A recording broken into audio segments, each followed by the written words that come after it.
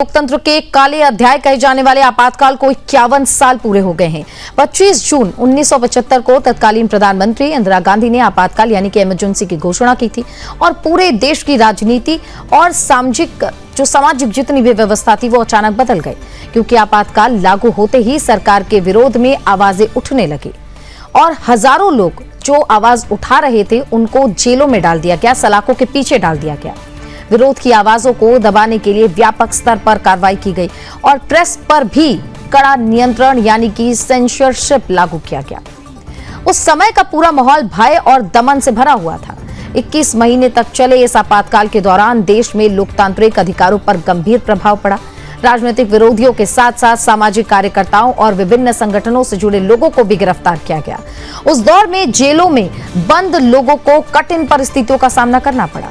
12 साल के बच्चे से लेकर 80 साल तक के बुजुर्ग, सबको ये पीड़ा सहनी पड़ी और सब इस पीड़ा का एक हिस्सा थे।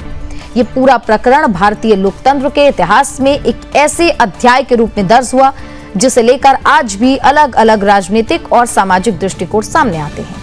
ये घटना लोकतांत्रिक अधिकारों, अभिव्यक्ति की स्वतंत्रता और सत्ता के उपयोग पर गंभीर सवाल छोड़ जाती है। साल 1975 में 25 और 26 जून के दरमियान रात से लेकर 21 मार्च 1977 तक यानी कि लगभग 21 महीने, लगभग 2 साल देश में आपातकाल लागू रहा, जिसे तत्कालीन प्रधानमंत्री इंदिरा गांधी ने घोषित किया था। अब इस पूरे घटनाक्रम की पृष्ठभूमि में साल 1971 का लोकसभा चुनाव, उससे जुड़ा विवाद प्रमुख रूप से सामने आता है, जहां इलाहाबाद हाईकोर्ट ने 1975 में तत्कालीन प्रधानमंत्री इंदिरा गांधी को चुनावी कदाचार का दोषी ठहराते हुए यानी कि चुनाव में जो हेरफेर हुई थी उसका दोषी ठहराते हुए चुनाव की जीत को निरस्त कर दिया था। बस यही बात इंदिरा गांधी को नागवार गुजरी। ये फैसला राजनारायण की याचिका पर आया था, जिसमें आरोप लगाया गया था कि चुनाव जीतने के लिए सरकारी संसाधनों का गलत तरीके से उपयोग किया गया है। इस न्यायिक फैसले को उस समय के राजनीतिक हालत में एक बड़े मोड़ के रूप में भी इसको देखा गया और इसके ही बाद देश में आपातकाल की पृष्ठभूमि तैयार हुई। इमरजेंसी लागू होने के साथ ही 25 जून 1975 की रात से देश में राजनीतिक घटनाक्रम बहुत तेजी से बदले। विपक्षी दलों के बड़े नेताओं की गिरफ्तारियां शुरू हो गई, जिनमें अटल बिहारी वाजपेयी, लाल कृष्ण आडवाणी और जयप्रकाश नारायण जैसे प्रमुख नेताओं को जेल भेज दिया गया। प्रेस की स्वतंत्रता पर भी गंभीर प्रतिबंध लगाए गए। समाचार पत्रों पर सेंसरशिप लागू किया गया। हर अखबार में सेंसर अधिकारी तैनात कर दिए गए, वो इसलिए कि सरकार के विरोध में, इंदिरा गांधी के विरोध में कोई कुछ ना छाप सके और ना कोई इस आपातकाल की यहां पर आलोचना कर सके। स्थिति तो ये थी कि बिना सेंसर अधिकारी की अनुमति के कोई भी समाचार प्रकाशित नहीं हो सकता था। सरकार के खिलाफ किसी भी खबर के प्रकाशन पर गिरफ्तारी तक हो रही थी।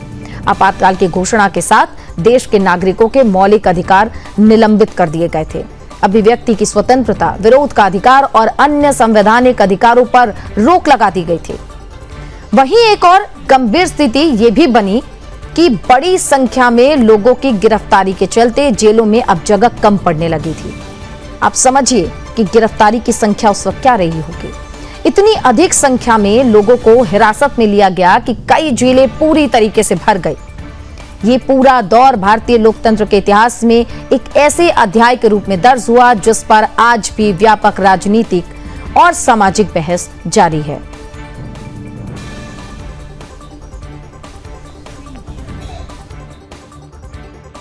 के उपरांत भारत की जीवन में सबसे बड़ा दुर्भाग्यपूर्ण घटना हुई थी इमरजेंसी के नाम पे। संविधान को परिवर्तन किया गया था। एक परिवार की, एक व्यक्ति की सत्ता बचाने के लिए भारत की करोड़ों लोगों की संघर्ष के उपरांत जो हमने प्रजातंत्र अपनाया था उसकी गला घुटने का काम किया गया था। जो संविधान हमने बनाई थी देश को चलाने के लिए उसको बदलने का काम किया गया। ये काला इतिहास देश को भूलना नहीं चाहिए। जब भारत आगे बढ़ रहा है उस मानसिकता आज भी कुछ लोगों में है। जब भी उनको कभी कभी अवसर मिलता है ये भारत की व्यवस्था को, भारत की संविधान को, भारत की प्रजातंत्र को तोड़ने की काम करते हैं। इसी को समाज ना भूले इसको याद दिलाने के लिए हम लोगों ने इस इमरजेंसी की यादगार में संविधान और गणतंत्र हत्या दिवस मनाते हैं। इसको भुलाना देना नहीं चाहिए। इमरजेंसी के 50 साल पूरे हो गए।